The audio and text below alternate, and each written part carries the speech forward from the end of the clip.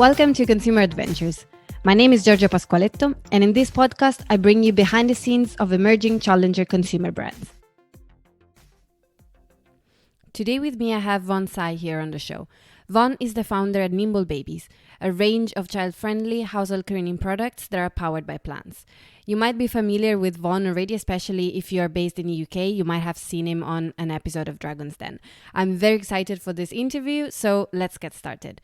Welcome, Von. Thank you for joining me today. Oh, thank you very much, Georgia. Thank you for having me. My pleasure, my pleasure. So, Von, why don't we start by properly introducing yourself and your products? Can you tell us a bit more about your cleaning products to start with and your company as well? Okay, sure. Yeah. So my name is Vaughn. I'm the founder of Nimble. Like what Georgia said, we are a range of child-friendly, plant-based household cleaning products. And what we do is we're specialized in cleaning children's things using plant-based ingredients. So our range of products include a baby bottle cleaner, anti-bac cleaners for high chairs and toys. We have baby detergents, baby fabric softeners, and very recently we launched a specialist detergent for cloth nappies, which is a fast-growing segment of the global nappy market. So we are all really about excellent cleaning, safe cleaning, but with children's mess in mind. That's how we are positioned. And before starting Nimble, I used to work as a chemist and an R&D manager at Unilever. And back in 2013, I decided to basically take the leap of faith of leaving a big FMCG company and start up my own business. And that's how Nimble kind of like started. That's very, very interesting. Super interesting, the industry, and very interesting your background as well. We had on the show people who had backgrounds in sales, marketing, events, engineering. You were actually a chemist. So tell us a bit more how you decided to actually take that leap of faith. Yeah. So in 2013, there were a few kind of like things that happened from a personal point of view. I got married. I moved down from Leeds to London. And then, that was a time for me to kind of like rethink, okay, would I want to actually go back to a corporate kind of like setup or start up my own business? And, luckily my wife was very supportive and told me, you've been having this itch of, trying to start up your own business. So why don't you just do it now? While we don't have any responsibilities yet. So that's how it kind of like started. So in 2014, that's when I made the decision to basically get into the world of babies and products for parents.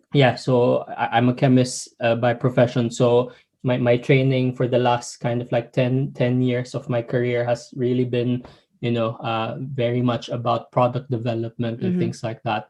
Very technical in nature. So when I started, I really had to learn a lot of things very quickly.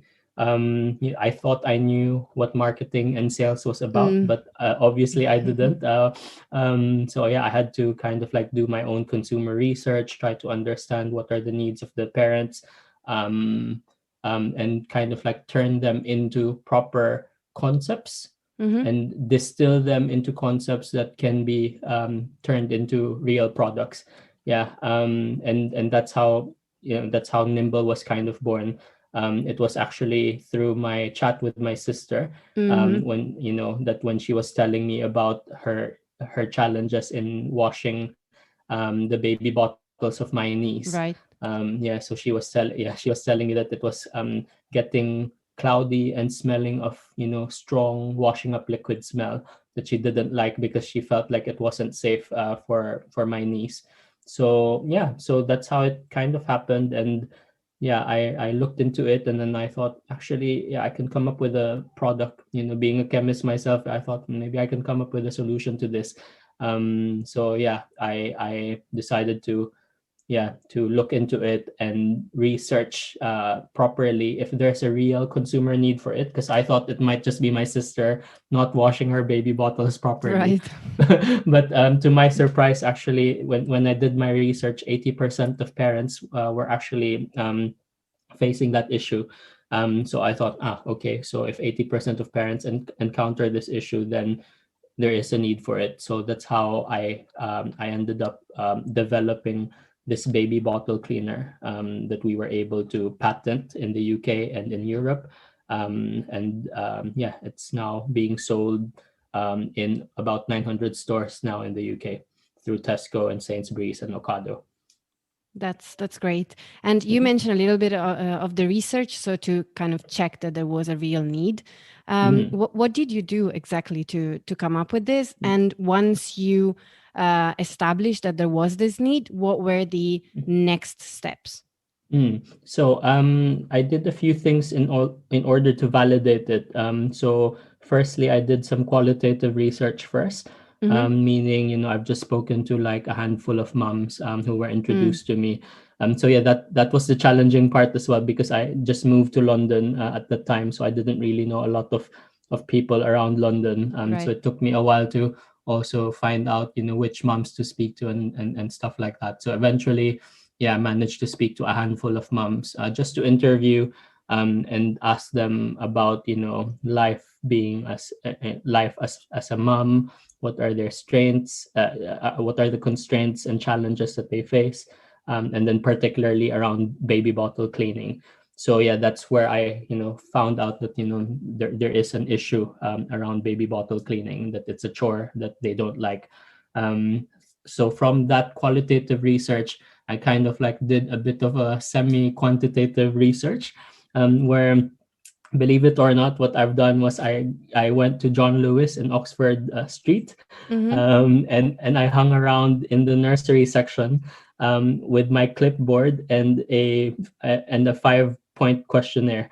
Right. So yeah, so I hung around the nursery section, and basically I just approached the moms who were shopping, and then I just politely asked them, "Oh, would you mind filling out this short form for me? I'm trying to start up my own business."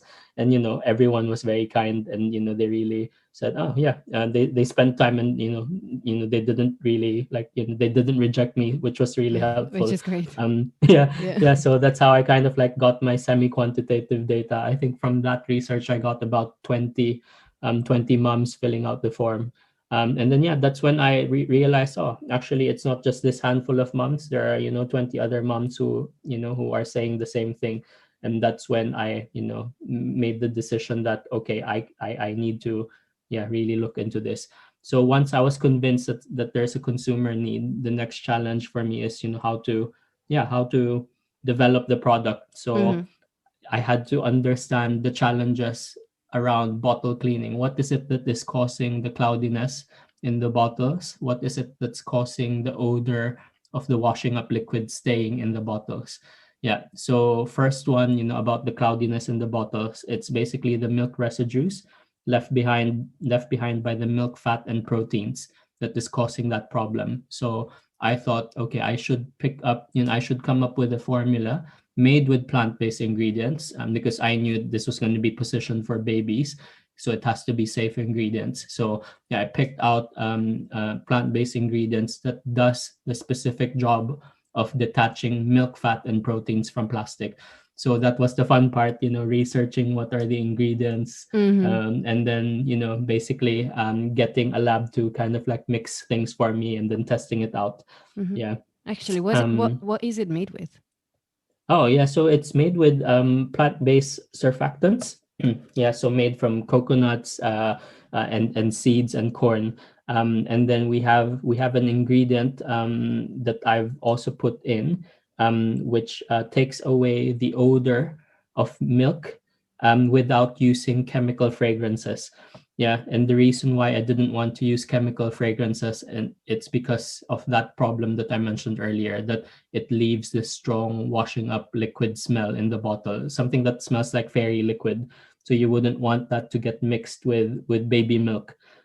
So yeah, I researched a material that could remove that odor without having to use chemical fragrances. So yeah, that's how I ended up with the formula. But then I also wanted the product to to be dispensed in a unique way. I didn't want it to be dispensed like washing up liquid, where you have a squeezy bottle that you squirt into a container. That's how I ended up choosing a spray, because I thought the spray will be excellent at at targeting the nooks and crannies of the bottles, and at the same time it's a different experience for the customer when she uses the product. So that's how I ended up with a unique formula dispensed in a unique way, and that's what we were able to patent here in the UK and in Europe. That's very, Yeah. very interesting. Did you have any external support? I can imagine you were very close to the formulation, but how about the marketing, the packaging, the branding, those aspects? So that was one of the big challenges, because um, all the people that I knew at that time were people who worked in Unilever or worked for Unilever. So I couldn't really just tap into them and ask them, "Hey, can you help me?" Yeah. So I had to kind of like find my own networks Mm-hmm. outside of Unilever, and it was quite challenging but fun, because naturally I really like networking. I love chatting to people. I love finding out what they do, and so it was quite fun. But the challenging part is really finding those people who can really help you, because there's a lot of people who will tend to promise a lot of things but Mm. under deliver. So those were the earlier kind of like challenges, and that goes from the R&D side all the way to marketing, to sales, to branding. Mm-hmm. Yeah. Sure. How, as a founder, do you understand what battles you kind of want to, take on yourself, and which ones do you want to delegate, and at what time? So when did you actually start delegating things? Okay. So when I started Nimble, I was on my own. Mm. I was practically doing everything. I even I have to clean my own office. I have to bring the products to the post office Mm-hmm. to send them to customers. Yeah. I did all the like the dirty job The in legwork as well. exactly, the legwork. Yeah, that's Mm. the word that I was looking for. So I had to do all the legwork. And I think I just knew that a lot of the things that I was doing were not going to add value in the long run. Yeah. Yes. So I Mm-hmm. I knew I knew that there are tasks that I need to do, because it just has to be done in order to progress. But then I knew that there are tasks that that I can delegate to someone else. Because it will just not add more value. It was a bit hard. I think the tension that I had was the fact that I knew what were the things I wanted to outsource, but I Mm-hmm. didn't have money to do it, because in the first 2 years of the business, it was bootstrapped. I was mainly using our family savings. Mm-hmm. Thanks to my wife for allowing me to do it. But Mm. yeah, I was practically using our family savings to fund the business. It was a team So effort. yeah, exactly. So I didn't want to just spend it on things that I feel like, oh, I can still do it. I could still do it. But Mm-hmm. then I think after 2 years I realized, look, I think I need to start raising investment, Mm-hmm. raising funding, so that I can hire people who could help me grow the business. It was from that point on that I realized, okay, I need a few more people around me to support me and do some of the legwork, so that I can start thinking more strategically, more on the business rather than in the business. Absolutely. And how did you go about raising funds? It was a very tricky, a very tricky thing to do, because at that time I thought I knew about yeah I thought I knew how to raise funds because I've seen Dragons Den. Right. I thought, okay, you just need to come up with a 3-minute pitch, and then answer questions, and Mm-hmm. that's it. Yeah. Mm-hmm. I thought, yeah, but then, yeah, it wasn't the case. So I yeah I had to basically pitch in a lot of pitching events back. This was way before COVID. This was back in 2017.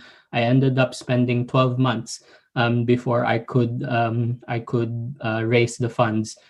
So yeah, the first, I would say, the first 3 to 4 months was very tough because yeah, I just didn't know what I needed to prepare in order to attract investors. Right. So I ended up working with a mentor who positioned herself as someone who can help startup founders to raise funds, and she Mm-hmm. was really helpful. Basically, in summary, the key things that she told me is to prepare 3 documents, Mm-hmm. and from those 3 documents you have something that can attract investors. Yeah, so the first document is a one pager executive summary. This is more for your cold approaches. Yeah, so if you're just meeting someone for the first time, or seeing someone for the first time on Yeah. LinkedIn, Mm-hmm. that's the kind of document you send. Now, after the investor sees the one pager, and if he's interested, um, if they're interested with it, then yeah, you can then book a call to do a proper pitch, and that's when you need your second document, which is a pitch deck. Mm-hmm. Yeah, and the pitch deck is more like 10 15 slides, kind of like just telling the story of what your business is all about, with a few numbers here and there, but it shouldn't be too heavy. It's just really more for you to tell the story to the investors. And then once the investor is kind of like hooked into the whole idea, then that's when you send them an investor pack, which is like a more comprehensive version of the pitch deck, which will probably be around 30 slides, and that's where you can kind of like show more detailed things like financials, your forecasts and things like that. So it was just having that kind of structure really helped me, and that helped me to pitch better, because yeah, I know that I have the basics right. So that was how I spent the first 3 to 4 months, kind of like just doing trial and error, really. And then the next 6 months or so, it was just, yeah, me hustling and going to pitch events almost every other night. Yeah, pitching, getting rejected. But then it's good, because then for every rejection, I get closer to a better pitch. You Yeah, learn. yeah, Mm-hmm. exactly. You learn, what are the things that investors are looking for. Then you kind of like edit and develop your pitch towards what that the investors are looking for. So yeah, eventually, on the 11th month of pitching, I finally found this right group of investors who were like really keen. And yeah, they moved so fast. Within like 2 weeks, they completed the deal with me. So yeah, I was able to close the deal in like, yeah, 2 3 weeks time from meeting that investor. But it was a long journey prior to getting that fundraising. um yeah, but then yeah, it gets easier, because once you've raised your first round, yeah, you have all the learnings, and you now know what words to use, and you're just in that zone. So it gets easier to raise funds, and it also makes the fact that when you've done your first fundraise, the next round of fundraisers, when you speak to investors, it already gives them assurance that, okay, these guys know what they're doing, because they've Sure. already done one fundraise. Yeah, and they've seen the progress. So yeah, it does get easier, but yeah, the first go is always the hardest. So for sure, for sure. And obviously, something that I'm very interested in asking you about is the Dragon's Den experience that was Mm, in 2020, right? that's correct. Yeah, so our episode got aired in March 2020, 2 weeks prior to the UK government announcing the Yeah. lockdown, the first ever lockdown. Mm, Yeah, but that episode was filmed a year before, in April 2019. right. Okay. Yeah, and yeah, it was a crazy experience. Yeah, it was. I think, as a person and as a founder, it really stretched me. Yeah, because I feel like I've thrown myself into, like, into the fire pit, because the dragons were very tough, and even the audition process was quite tough. Yeah, that alone, the audition process, I think took almost 2 months to complete, because there were lots of due diligence. Right. There's a lot of paperwork that you need to fill out. There's a lot of documentation that you have to submit to them in order to support the things that you are going to say. So, for example, if you tell them that, you're selling your products on Ocado, it's not enough for them to see that your products are on the Ocado website. They need to see orders. Yeah, they need to see, yes, exactly, they need to see, email communications and things like that. So they're very rigorous when it comes to their due diligence. Yeah, when I said that I was a chemist by profession, they asked me to, supply them with my certificate of, Degree. of degree. So I had Mm-hmm. to unearth it from my files, back in the Philippines. Wow. Yeah. And even, when I said I used to work for Unilever, I had to provide to them payslips. Yeah. And when I said, yeah, I worked for 10 years at Unilever, it's payslips from Mm-hmm. 2003 all Mm-hmm. the way to 2013. So that was how rigorous it was. Um, Interesting. so that phase was hard, but then, yeah, when you get into the den itself, it was also, very hard. What they show on telly is only 15 minutes of a Mm. 2 hour of a 2 hour grilling inside the den. Right. So So it's 2 hours. exactly, Mm-hmm. it's 2 hours long. And it's 2 hours of intense questioning and grilling. Yeah, yeah, and but yeah, I But you came got an out. offer from the Yes, Golden I Trio. Yes, exactly. I got an offer from the Golden Trio, from Tucker, from Tej, and from Sarah Davis. So yeah, that was really good.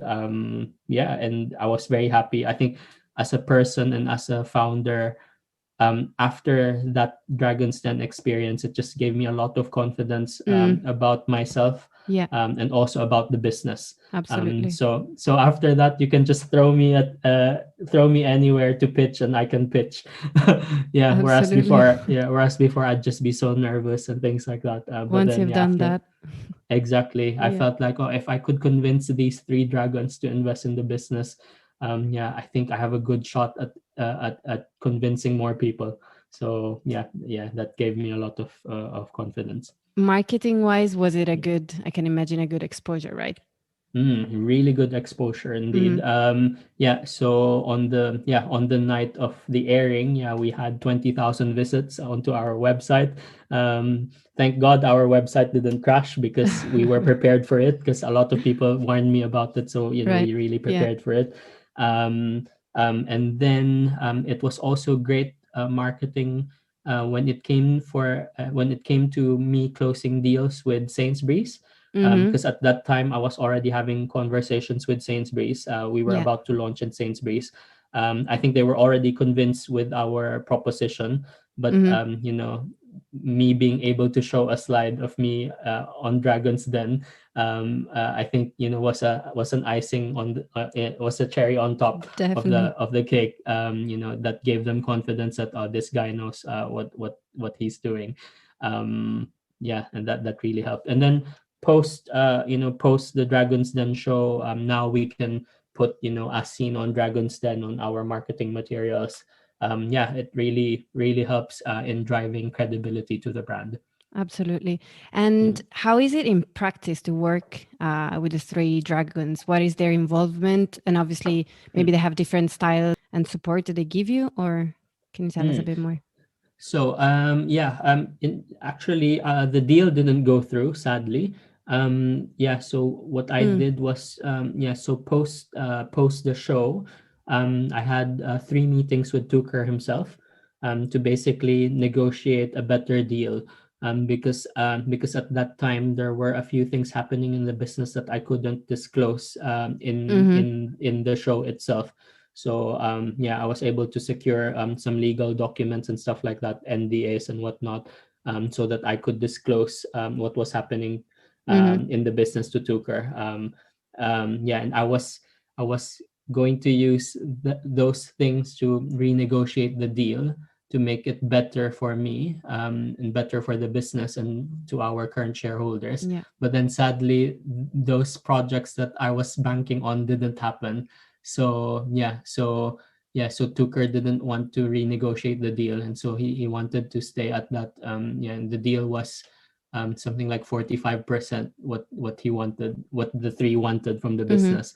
And I felt like 45% at that stage of the business is going to be detrimental, because it means that it will not allow me to raise more funds later Mm. for growth.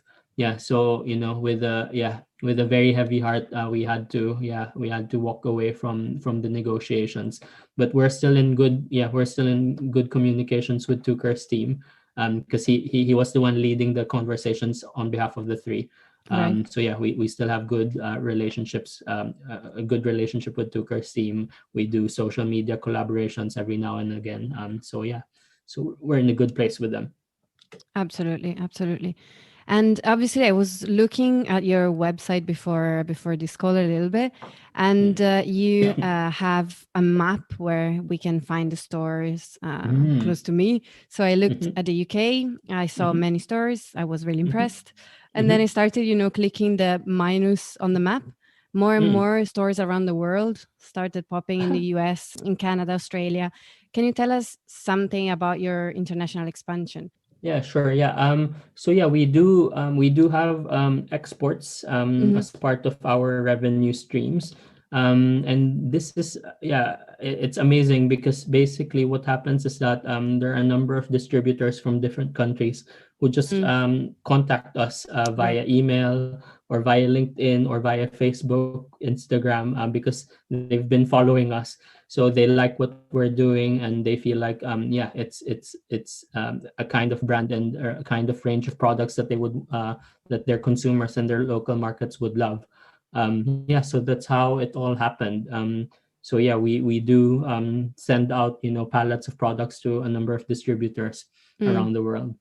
How Mhm. many are you in the company? You mentioned a little bit the ranges of products and how have your sales evolved as well?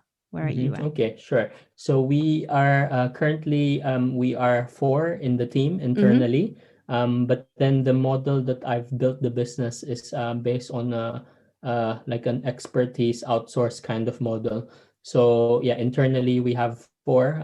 So myself being the CEO, and then we have someone who is an e-com manager, a Mm-hmm. marketing manager, and an operations manager. And then externally, we work with a number of agencies and consultants who are experts in their field. So, Right. for example, we have a sales team that we work with who are experts in managing retail accounts like Tesco and Mm-hmm. Sainsbury's and the supermarkets and pharmacies.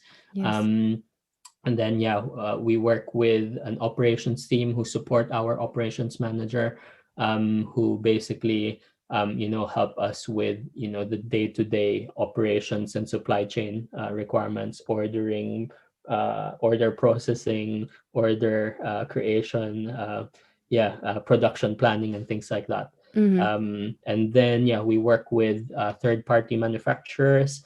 We work with an external finance team who does our bookkeeping and does a bit of management accounting for us. Um, who else? Yeah, we also work with a marketing mentor, who works with our marketing manager, to basically develop and polish our marketing plans. And then we work with a team of e-com experts, social media experts, PR experts, to basically help us grow the business. Right. Yeah, so at any given time, there's about 15 of us working in Nimble. Fantastic. Thank you. Mhm. And in terms of your role, what aspects are you personally in charge of? I'm Mm. particularly interested in this because of your background and because of the Mm. importance of MPD in FMCG. And so I wanted to know how that looks like in your business. Mhm. Yes, exactly. So yeah, as a CEO, what I'm personally in charge of is it's the R&D, yeah, because I'm an Mm-hmm. R&D guy. So basically I'm head of R&D, Yeah. and that goes into the NPD side of things. So Yes. we in fact NPD is one of our big bets for 2021, Mm-hmm. because in 2020 we launched three new products, and it just really grew the business. And I thought, learning from my days at Unilever, NPD really is kind of like the lifeblood Mm-hmm. of an Yeah. FMCG company. So I thought, yeah, we really need to spend time in developing new products, which I didn't get to do in the earlier years because I was doing everything by myself. Mm-hmm. But now that we have a team supporting me, then I could focus more on product development. And yeah, we do have some more exciting products coming out. There's one product coming out in 2-3 weeks time. So yeah, so we're quite busy preparing for that Can at the moment. anticipate something Yeah, it's something to do with with being clean and hygienic on the go. Yeah. on the go. Right. Yes, Right. Right. exactly. Yeah. So that's something to watch out for. Mm-hmm. Yeah. And then other things that I'm directly involved, it's around the finances of the business. Mm-hmm. I used to be, I used to not get too involved with it because I'm just inundated with all the marketing and e-com and operation matters.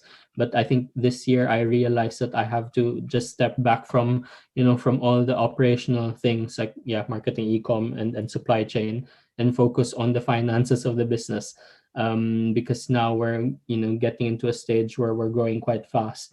We are ahead of our sales target as of May. Awesome. There's a lot of things going on, and I needed to be more on top of the finances, so I now work more directly with the finance of the business.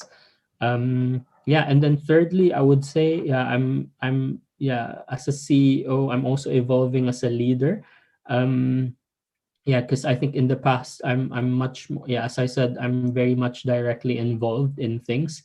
And very recently in April, we just had twin boys in the Oh, family, so I had to yes. take paternity leave, so I left the team for 3 weeks to be Mm-hmm. on their own. And that was an eye How was opener that? for me.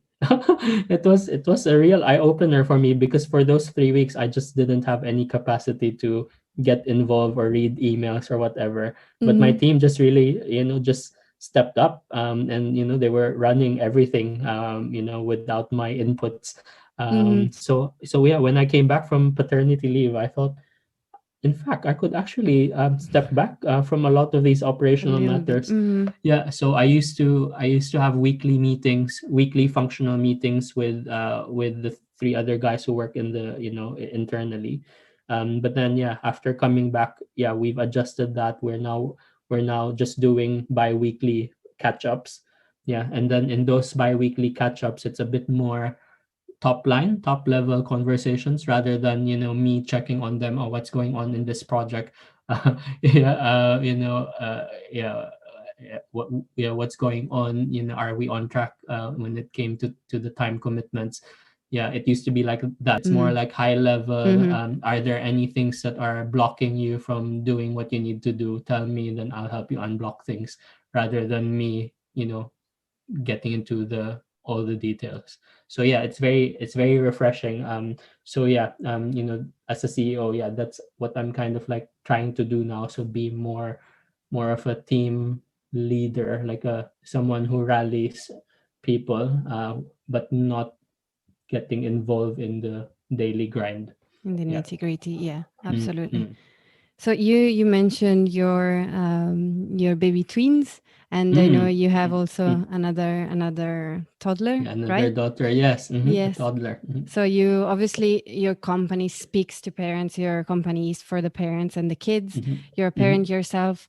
mhm. Do you have some advice to other parents that are also entrepreneurs on how to juggle it all? Something that's worked for you that you would like to share? Oh wow. So honestly, this is still a fresh thing that I'm still trying to navigate.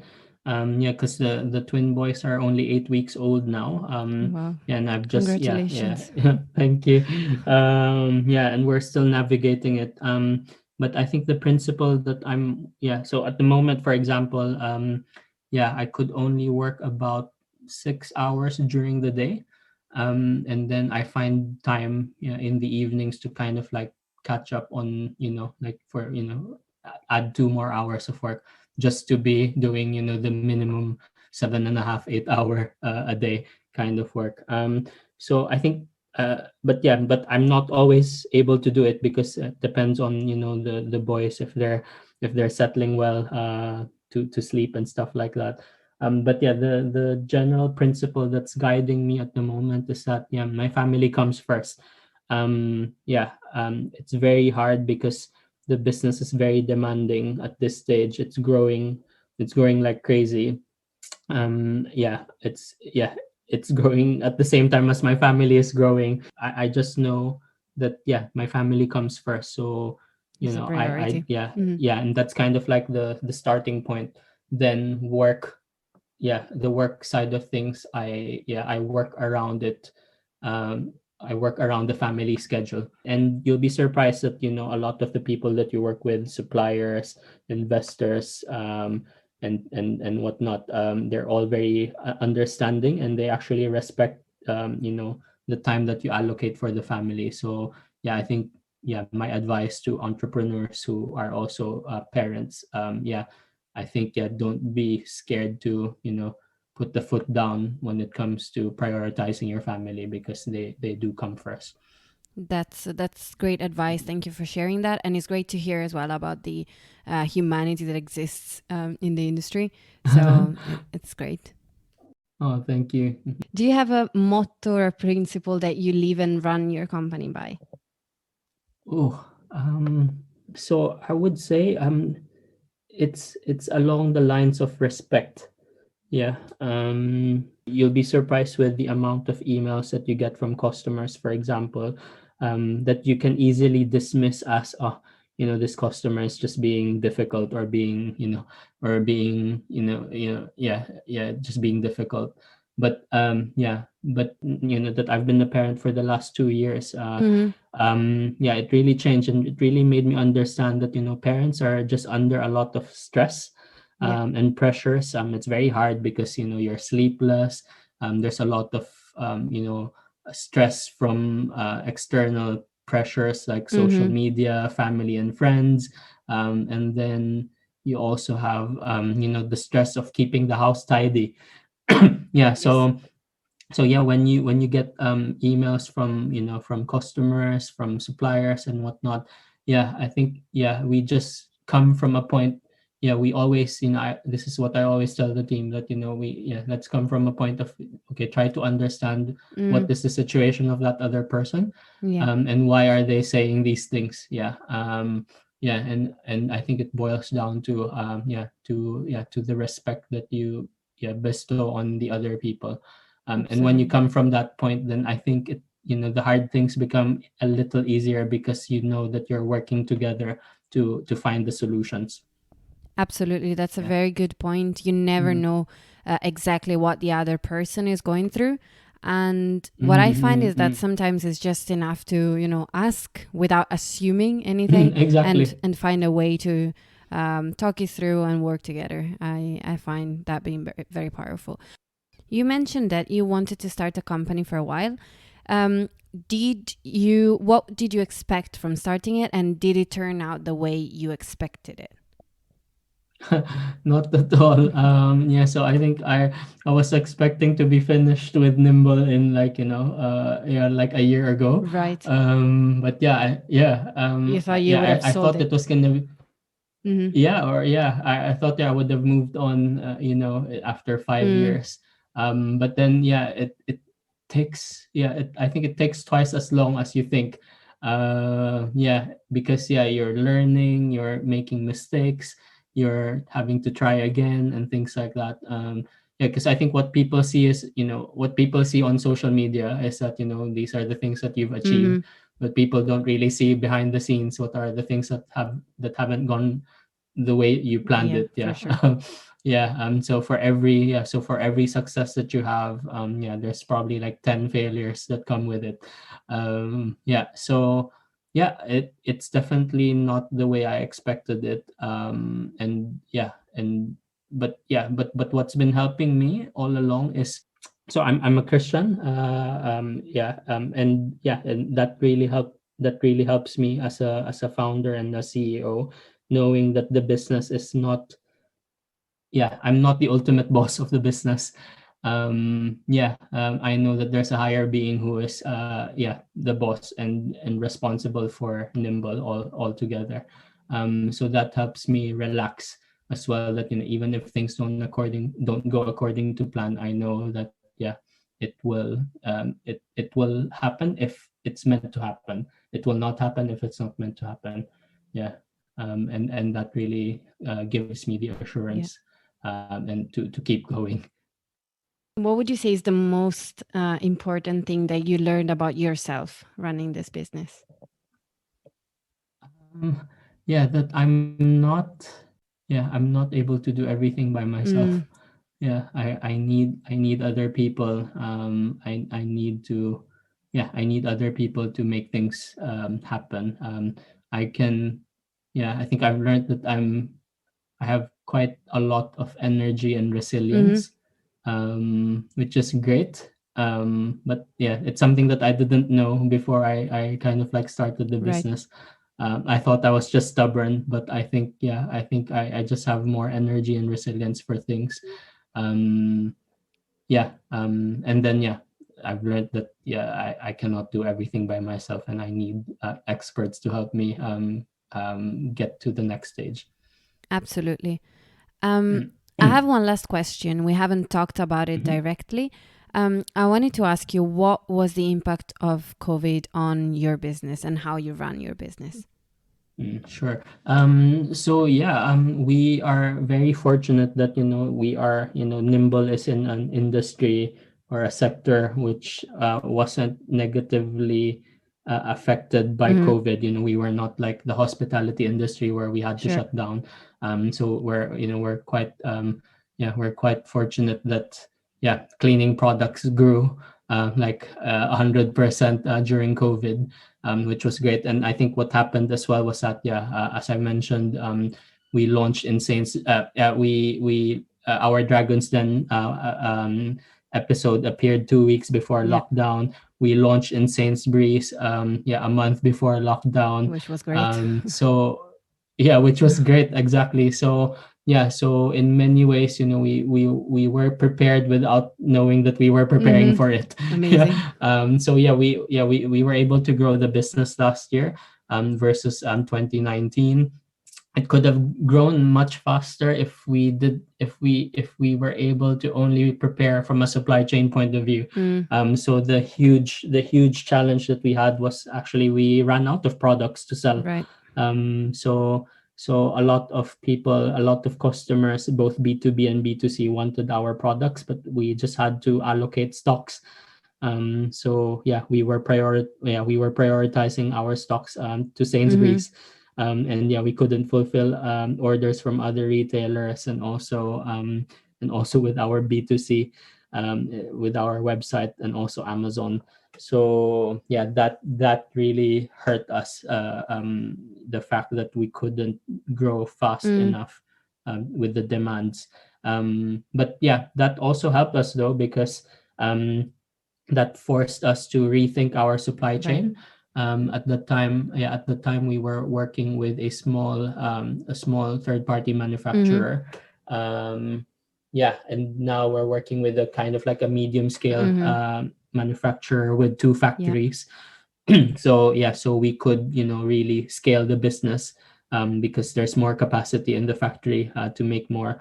And then we also have developed more supplier relationships, because we make all our products here in the UK. So we buy the individual components, and then we get the factory to assemble Right. them.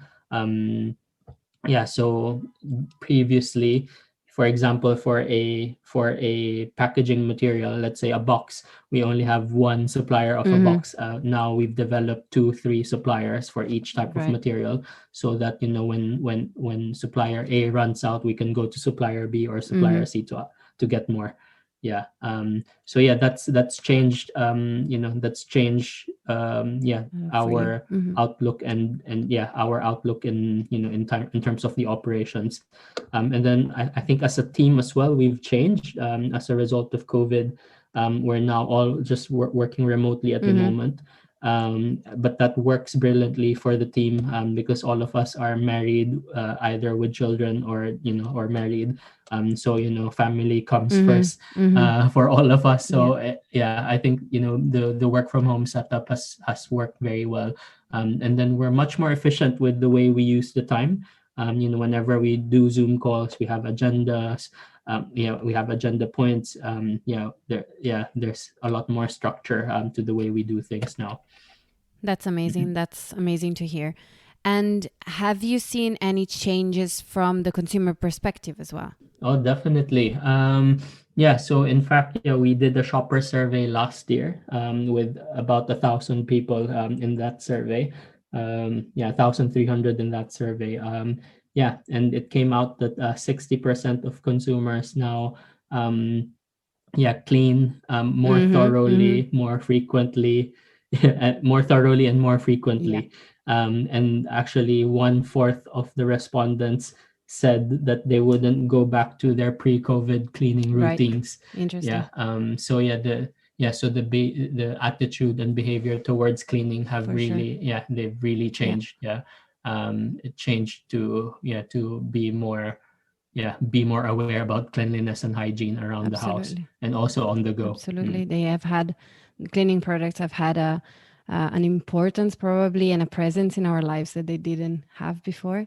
So do you think they became closer to this kind of products in a almost emotional way? Because your product is a bit emotional as well, in my view at least.